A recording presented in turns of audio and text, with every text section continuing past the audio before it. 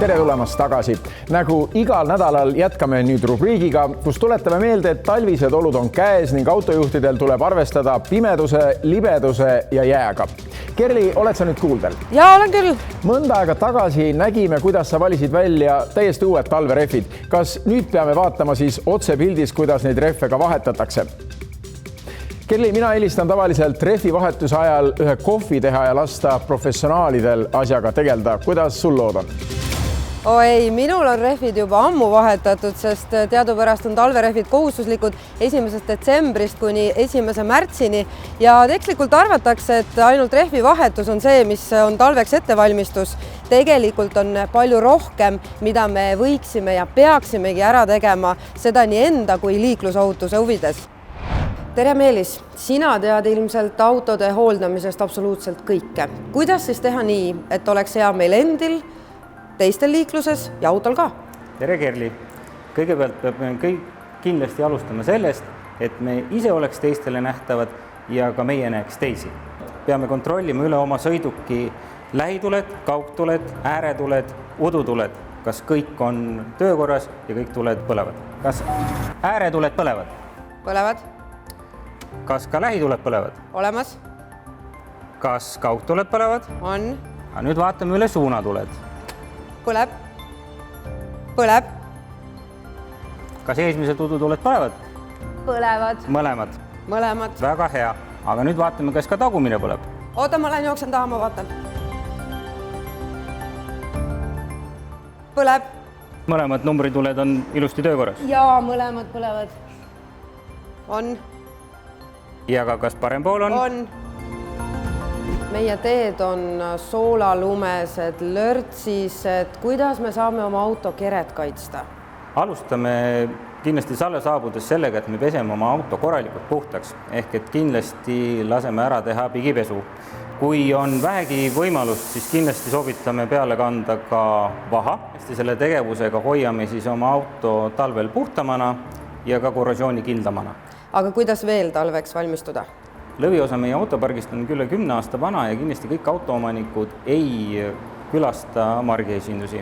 Kuid kindlasti ma panen südamele hoolimata auto vanusest, et te võiksite lasta ennem talvetulekut üle vaadata oma aku seisukorra. Kindlasti saab seda teha ainukesel juhul professionaalide juures. Ning kindlasti lasta ära vahetada ennem talve salongi õhufilter. Sest salongi õhufilter eriti just siin sügise jooksul imab endasse niiskust ja see kõik pärast väljendub meile uduna esiklaasi peal. Tead, minu jaoks on kõige tüütum see hommikune, tule õue, hakka kraapima, pühkima. Mis võimalused mul on, et see elu võimalikult lihtsamaks teha?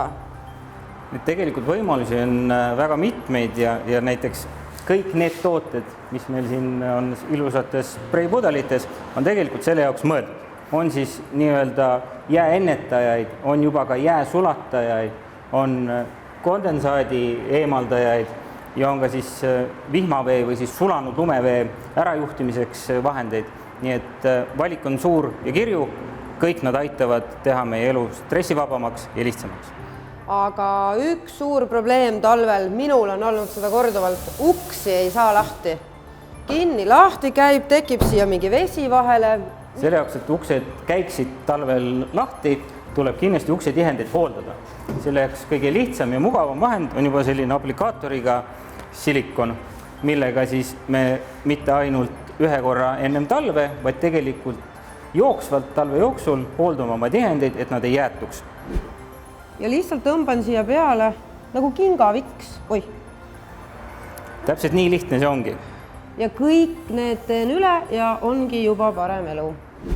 Kui ma siia tulin, siis ma mõtlesin, et kindlasti talveks valmistudes vahetan välja klaasipesuvedeliku, elementaarne.